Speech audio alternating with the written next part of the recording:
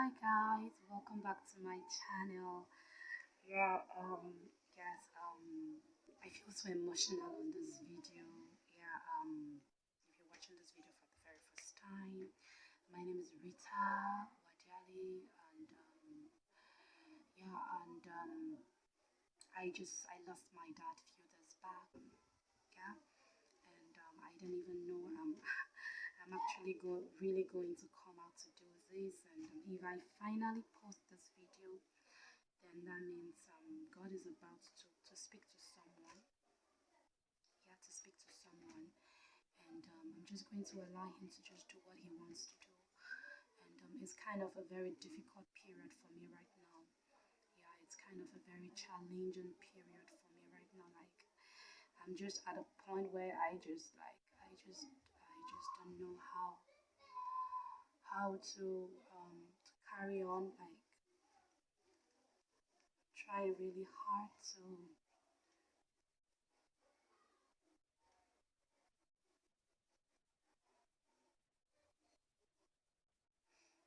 trying really hard to really just put myself together, but I trust God is about to do something that I might not understand. Or yeah. So if you're watching this video, that means I finally posted this video. Yeah. So yeah, it's really a difficult time for me. So just pardon me right now. But I'm just going to just flow with what the Lord just wants me to do. Like I just opened the Bible and I just bumped into Ecclesiastes chapter 9. Believe me, I've not read the scripture before. I'm not going to lie about it. Yeah, I've heard about it. Like I just glanced on the scripture. I really don't know what it's about, but like I'm just glancing on it, and I think I have a little idea of what the scripture is about because I've heard of it, but I've not really read it like in the Bible before. So this is the first time I'm actually reading Ecclesiastes chapter 9 verse 1 in the Bible. So, and I just want to use this opportunity just to share a word or two to you watching this video. You going through one tribulations or another, or going through one stress, going through one, you who are in a confused situation, like you don't really know what to do, like you don't know the next step to take, like you don't even know what to do. Yeah, and I believe that God is really going to speak to you, even as He's going to speak to me also. He's really going to speak to you, and yeah, and I believe He will do what He will do. So let me just go into. I'm reading Ecclesiastes. I'm reading from the Good News translation, from the Good News Bible. I'm reading from the Good News Bible, Ecclesiastes chapter 9 verse 1, and it says, I thought about these things, then I understand that God has power over everyone. Hallelujah. Even those who are wise and live right. Okay? Anything can happen to any one of us. And so we never know if life will be good or bad.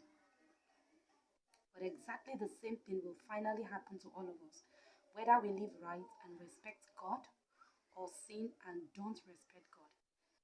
Yes, the same thing will happen if we offer sacrifices to God or if we don't, if we keep our promises or are afraid to make them.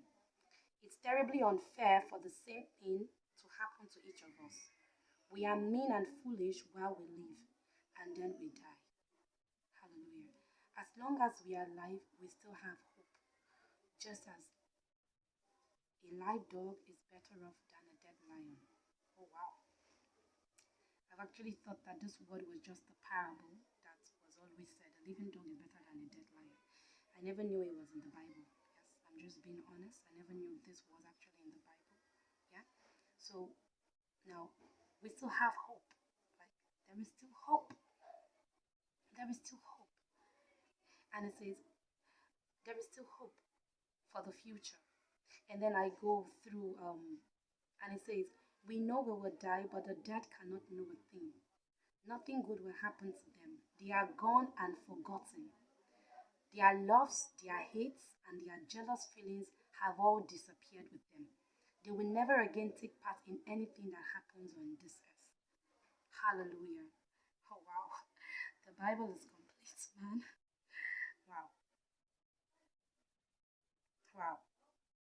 What is God saying? When we are alive, we still have hope. Are you going through challenges? Are you going through struggles? Are you going through tribulations? Did you just lose a loved one? Did you just lose something dear to you? It might not be a loved one, it might be a job, anything dear to you. Did you just lose anything you loved most?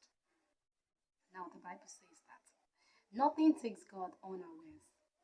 Like, He said that things will happen to anybody. Bad things will happen even to the righteous. Bad things will happen even to the unrighteous. Like when bad things happen, it is not selective. It will not say because you are a righteous man, so this bad thing will not happen to you. Okay, because you are an unrighteous man, that is why the bad things are happening to you. When things happen, when trials come, it is not selective. It doesn't matter. It is not selective. It doesn't matter who you are. Trials and tribulations will always come. Now let's go on to read. There was something I saw that actually struck me. And it said, so be happy and enjoy eating and drinking. God decided long ago that this is what you should do. Oh my God. As hard as it is to admit that, as hard as it is to admit these realities, as hard as it is to admit that when you lose something dear to you, that, that God already knew before time, it's difficult to understand. To understand this reality that God actually knew before time that these things will happen. He knows. Like nothing takes him unawares. God knows. Are you going through that trials? Are you going through that tribulation? Are you going through that stress? Are you going through that troubles? God knows. Nothing takes him unawares. He knows. And in verse 7, he said, God decided long ago that this is what you should do. What should you do? Verse 8. Dress up, comb your hair, and look your best. Basukana Malipradosha. It doesn't make sense. Does it make sense to you? It doesn't make sense. But that is what God says we should do. With this come on a platter of gold. Now, will you say you will not feel this pain and sorrows? Will you say you will not feel the hurt? Of course, you will feel it. You will feel it. You will feel it. You will feel it. Even the Bible says that we should not, that when we mourn, we should not mourn as unbelievers. That does not mean you will not mourn. That does not mean you will not mourn. It doesn't mean you will not be sad. It doesn't mean the pain is not there. It doesn't mean the pain is not there. But the difference about you going through the pain is that even in the midst of the pain, you still have hope that you are not going through that trial, that you are not going through that tribulations alone. And you will not have that assurance. You will not have that confidence. You will not have that comfort if you are not in Christ. It is only in Christ that you can have this confidence and this boldness to be able to say all of this thing, because believe me, it does not make sense to a natural man. It doesn't even make sense to me talking to you. But it makes sense in Christ. He says he will never leave us nor forsake us. So those trials and tribulations will come. And verse 9 it says, oh my God. Verse 9 says, life is short and you love your wife. So enjoy being with her. Life is short and you love your wife and enjoy being with her. Are you married? Love your wife. Are you not married? Love what you do. Just love. Love is the greatest thing. Just love. Keep loving. Exchange hate for love. Enjoy what you have. Enjoy what God has blessed you, because at the long run, nothing else matters. Really. Nothing really matters. And then I begin to ask myself, now this is just me being real with you. Okay, I am not sugarcoating anything. This is just me pouring out my heart just the way I feel it. And I begin to ask myself that, then what's the essence of life? What's the purpose of life? And why are we even in this life? Why are we even on the planet Earth? When we know it's just for us to just live. When you live, you die. You hustle for everything. You struggle for a whole lot of things, and then you do not even go to the grave. You don't even go to the grave with even a pain. Then what is the essence of life? And that brings us back that there is more to just living.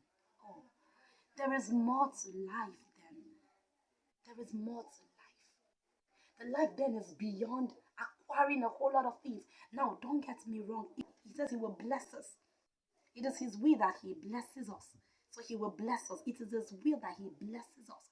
But beyond that blessing that Christ will bless us, there is a reason and there is a purpose. And until we find that reason and that purpose while we live, then we are just existing. We are just living on the planet Earth. We are just passing. There is a reason and there is a purpose. The reason and the purpose is not vague. It's not something that we do not know. It's preaching the word of God. It is telling people about the love of God. It's by living a life that shows, even without preaching to people, because let's cut it short. Without even holding the Bible to preach to anybody that God exists, our life alone should do the preaching itself. When we exchange hate for love, leave me. That's the gospel that Christ indeed then has called us for. Above every other thing. Above every other thing. That's the ultimate reason then for existence. He says in his word that all things will pass away, but one drop of his word will not pass away. Are you going through a trial? Are you watching this video now? Are you going through a trial, a situation? Are you going through a pain? Are you going through trials? Are you going through that pain, that hurt? And it feels as if nothing is coming through. And it feels as if the more you fast, the more things are happening. Even worse than when you didn't even pray or fast. Now I begin to ask myself, is it I didn't pray enough? Is it that I did not fast enough? Is it that there was something I should have done that I did not do? I begin to ask myself. And then that's when this scripture, I said, I thought about these things. Yes, I thought about these things too. Then I understood. It is here in the Bible. It is here in the Bible. I don't know if you can see it, but if you can go to Good News translation in Exodus chapter 9. And then I understood that God has power over everyone. I cannot question God. We cannot question God. Believe me, it is the plans of the enemy that when these things begin to happen to us, he begins to give us reason to after you have done everything you have done, after you did this, the enemy who is the accuser comes to tell you. The enemy who is just an accuser comes to tell you. After you have prayed, after you have fasted, after you gave, after you loved, look at what is coming to you. So what is the essence of doing all of those things? Why not just live your life? That's the life from the pit of hell.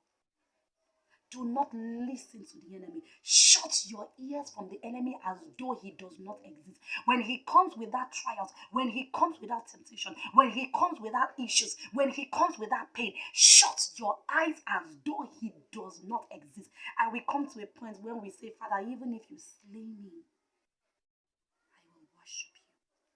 Until we come to the point we say, Father, even if you do not answer me, I will praise you. Even if you did not answer my prayer, even if I pray, even if I fast, and even at the end of the day, you still did not answer me, yes, I will praise you. Is it easy, brethren? No. But the Bible says that heaven and earth will pass away, but one drop of his word will not fall on the ground. It must accomplish that which it was sent to accomplish. It might take time.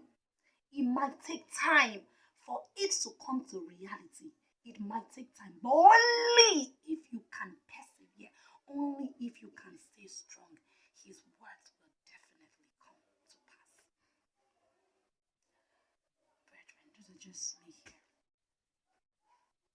encouraging you to stay strong. Stay strong. It is not over until it is over. You haven't. Keep pressing. Don't give up. Do not give up. Shut your ears. The enemy is an accuser. He will come to tell you the things, a lot of things. He will come to speak to your ears. But in the midst of when the enemy comes, just begin to think about God's promises and God's words. Begin to think about his promises and his words. His words will never go back to him void. Believe me. All this I have said cannot come easy. It's not coming easy to me either. And it would not come easy to you either if we are not rooted on what God has said. I am not ashamed of the gospel. If we are not rooted on what the Bible has said, things will happen and then we will be thrown into depression.